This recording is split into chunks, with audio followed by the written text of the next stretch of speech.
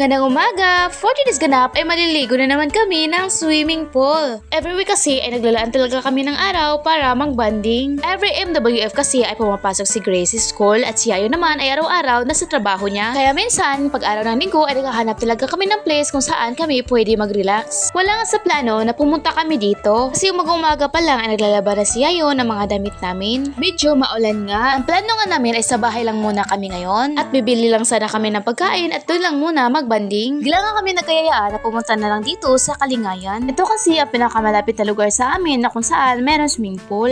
Pagkarating nga namin, as usual, naligo agad itong si Gray. Medyo maliit nga ang pool nila. Mga bata nga lang ang nag-i-enjoy. Kung gusto nyo maligo dito at marami kayo, ay hindi ko ito marirecommend. Sobrang liit lang kasi ng pool nila. Mga time nga na ito ay sabi ni Gray sa akin, videohan ko daw siya. Gusto niya daw kasing tumalon at mag-dive. Feeling marunong nga lumangoy ang bata na ito. Si Gray nga lang nag-enjoy sa mga time na yan. Wala kasi ako nang ganang maligo na makita ko ang maliit na pool nila. Ang dami nga naliligo sa mga time na ito at kadalasan ay mga lalaki. Nang umalis na nga ang mga lalaki at pumunta na sa kanilang mga cottage ay naligo na ako. Habang naliligo nga ako ay napansin ko na malayo si Gray sa akin. Kaya tinawag ko siya. Sa sobrang kulit niya nga ay tumakbo siya papunta sa akin. Kung nga sa kanya na huwag siya tumakbo dahil sobrang madulas talaga ang tiles nila. Sobrang tigas ng ulo niya, hindi siya nakinig sa akin kaya nadulas siya, hindi lang nakuha ng aking kamera. Kaya pinagalitan ko nga siya. Ito nga sa kabilang side ng pool ay merong mga upuan. Diyan nga nakaupo yung mga lalaki nakatambay kanina. Dahil umalis na sila ay ako naman ang umupo dyan. Medyo maginaw na kasi kaya umahon na muna ako sa tubig at umupo dyan sa may upuan. At dahil ginaginaw na ako kaya pumunta na muna ako dito kinayayo. Hindi nga pala siya naligo kaya siya muna ang nagbantay kay Kevin para naman makaligo naman ako. Dahil na-bored kami kaya bumili na muna kami ng ice cream. Kahit nga inuubo itong si Gray ay hindi pa rin napapigil na kumain ng ice cream. Guys kasi kami na favorite namin ang ice cream kahit anong flavor pa yan. Kahit araw-arawin pa namin yan na hindi talaga kami nagsasawa. Habang kumakain nga ako ng ice cream napansin ko na nag-iiba na ang kulay ng swimming pool at medyo madumi na ito. Marami na din kasi ang naliligo kaya inaya ko na lang si Yayo na umuwi na lang kami. Sandali nga lang pala kami dito, mga 1 oras lang. Sabi ko nga sa kanya na sa susunod hanap na lang kami ng mas magandang pool para naman hindi masasayang ang aming ibabayad. Nang pauwi na nga kami ay inaya ako ni Yayo na pumunta na lang kami sa mainit para naman matanggal daw ang ubo ni Gray at mga lamig namin sa katawan. Malapit na lang pala ito at madadaan na lang namin pauwi. Tignan nyo naman si Yayo kahit mainit na ay nagsusuot pa rin ng kanyang kabuti. Ito pala ang mainit ang sinasabi niya at first time ko makapunta dito. Hot spring pala ito kaya tinatawag siya na mainit at mas malaki pala ito kaysa sa pool na niliguan namin kanina. Karating nga namin ay walang katao-tao at sobrang tahimik nga ng lugar. Sobrang dali lang pala nito puntahan kasi nasa baba lang ito ng highway pupuntang Bunawan.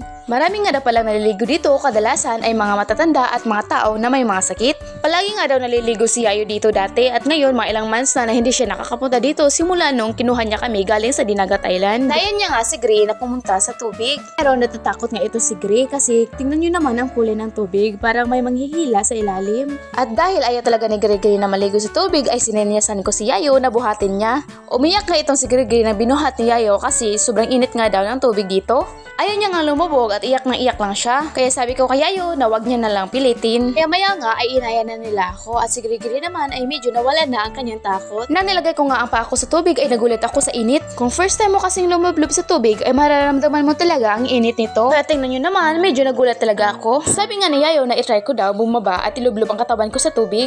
Dahil maya maya nga lang daw ay masasanay din ang katawan ko sa temperatura ng tubig. Dahil uto-uto ang perso naniniwala naman kaya bumaba ako. Tingnan nyo naman na napanganga talaga ako sa init at napil ko talaga na para naluto si Twinkle. Diyos ko dahil kapag first time ka dito sobrang init talaga ng tubig. Sabi ko nga kaya yun na wag niya ako sabuyan ng tubig kasi napakainit talaga. Sabi niya nga sa akin na itry ko daw maghubad para naman matanggal ang mga lamig ko sa katawan. Kinuha niya nga ang damit ko at nilagay niya doon sa cottage namin. Kung nakikita nyo para nag-i-enjoy na ako pero ang totoo ay nililibang ko lang talaga ang sarili ko dahil feel ko naluluto na talaga si Twinkle dyan sa ilalim. Diyos ko dahil sobrang init talaga ng tubig at hindi ko talaga carry. Sabi pa nga ni Yayo sa akin na i-try ko daw ilublob ang aking ulo. At dahil ito nga ang person ay nakinig din ako. Tanga ako doon sa may medyo may lalim na part. Hindi lang pansin dito sa camera, Jai, pero sa totoong buhay kumutukulo talaga ang tubig na yan. Kaya medyo feel ko talaga naluluto na si Twinkle. At dahil gusto ko matanggal ang aking mga lamig sa katawan kaya hindi ko na pinansin ang init ng tubig. Maya-maya nga lang din inag-aya na itong si Yayo na umuwi at may dumating nga isang lalaki na maliligo din. Kung gusto niyo din na maluto ang mga Twinkle nyo, maligo na kayo dito. Yun lang muna. Salamat!